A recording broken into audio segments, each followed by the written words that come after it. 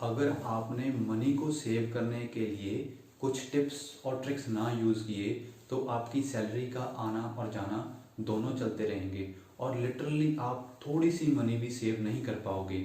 इस प्रॉब्लम के सलूशन के लिए इस वीडियो में मैं लेके आया हूँ पूरे 8 सॉल्यूशंस जिनको यूज़ करके आप अपने पैसे को बचा पाओगे। चलिए थोड़े से पैसे में से थोड़ी थोड़ी सेविंग कैसे करते हैं इसको सीखते हैं। फर्स्ट आइडिया, कुछ भी बाय करना हो तो कैश का इस्तेमाल कीजिएगा। बिकॉज ये एक रिसर्च में प्रूव्ड है कि कैश के ट्रांजैक्शन के साथ हम इमोशनली और साइकोलॉजिकली दोनों तरह से अटैच्ड होते हैं और हम जो हमारे पास फिजिकली जो हमारे पास कैश होता है उसकी वैल्यू हम ज़्यादा करते हैं as compared to digital money. मान लीजिए कि हमने 500 रुपये खर्च किए बाय कैश, तो हमें हमारे दिमाग को लगेगा कि हमने बहुत ज़्यादा पैसा खर्च किया है। जबकि अगर हम 2000 रुपये अपने कार्ड से कोई ट्रांजैक्शन करते हैं उसे हमारा दिमाग इतनी वैल्यू नहीं देता है। कैश का इस्तेमाल हमें अननेसेसरी खर्चों से बचाता है। बिकॉज कैश को निकलवाने के लिए हमें हर बार एटीएम पे जाना पड़ता है और वहाँ से मनी को विथड्रॉ करना पड़ता है।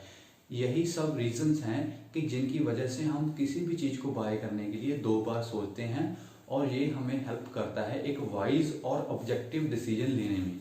सेकंड आइडिया, ये माइंड में रखना बहुत ज़्यादा इम्पॉर्टेंट है कि मनी के किसी भी अमाउंट को हमें छोटा नहीं समझना चाहिए, चाहे वो कॉइन्स ही क्यों ना हो।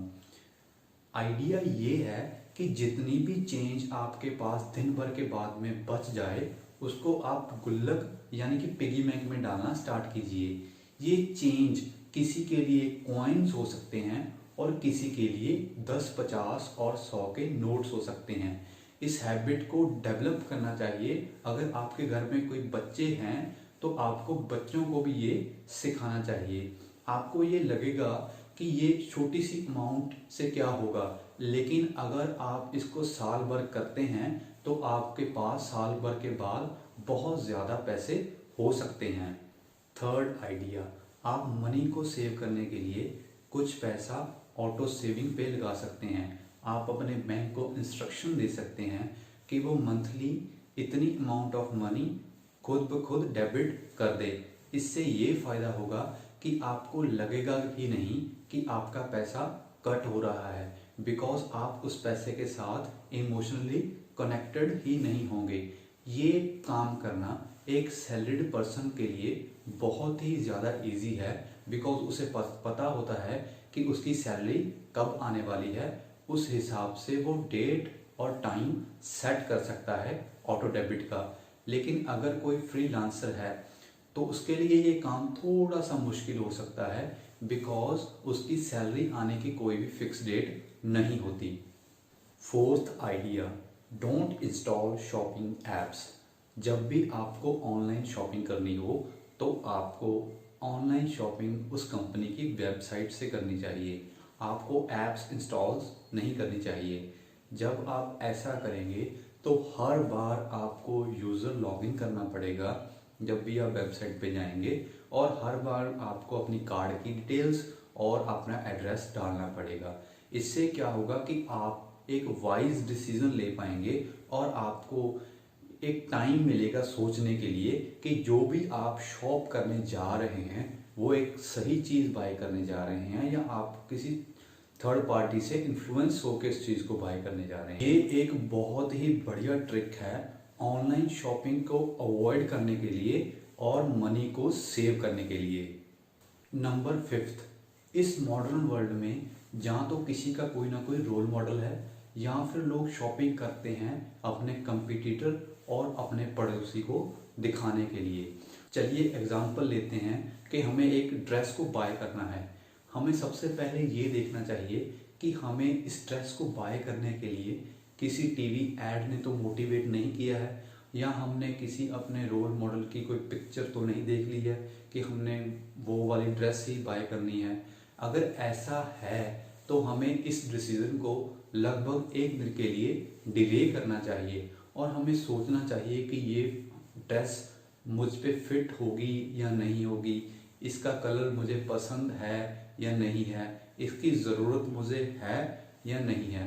अगर आप ऐसा करोगे तो आपका डिसीजन बहुत ही ऑब्जेक्टिव होगा और वाइज होगा, बिकॉज जो भी ये पैकेजिंग, लेबलिंग, जो डिस्काउंट्स आपके सामने हैं, ये सब आपको साइकोलॉजिकली इन्फ्लुएंस करने के लिए हैं।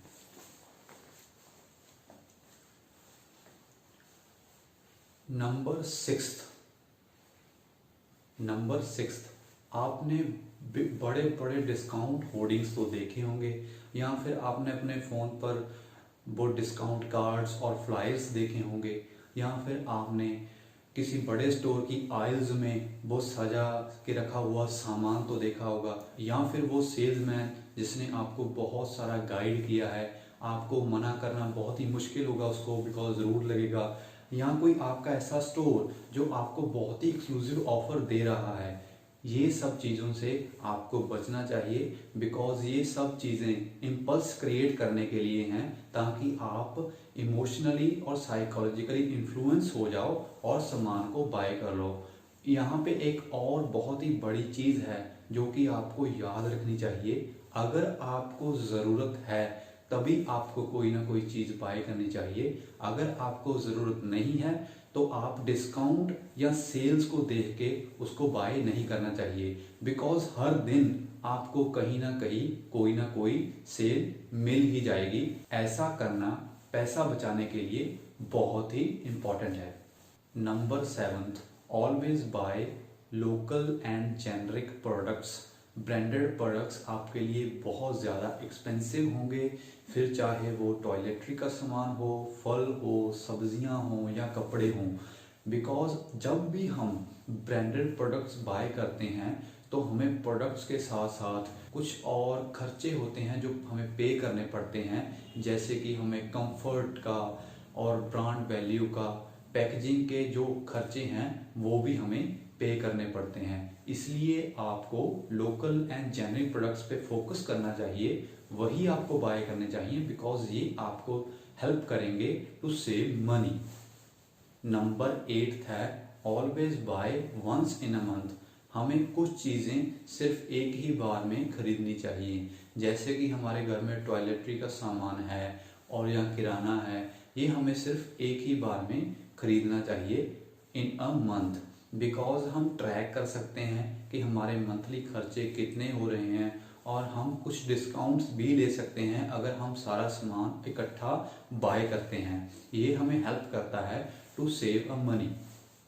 अगर आपको ये वीडियो अच्छा लगा और आपने हमारे चैनल को सब्सक्राइब नहीं किया है तो इस वीडियो को लाइक कीजिए और चैनल को सब्सक्राइब कीजिए। आगे आपको बहुत अच्छी अच्छी वीडियोस मिलती रहेंगी।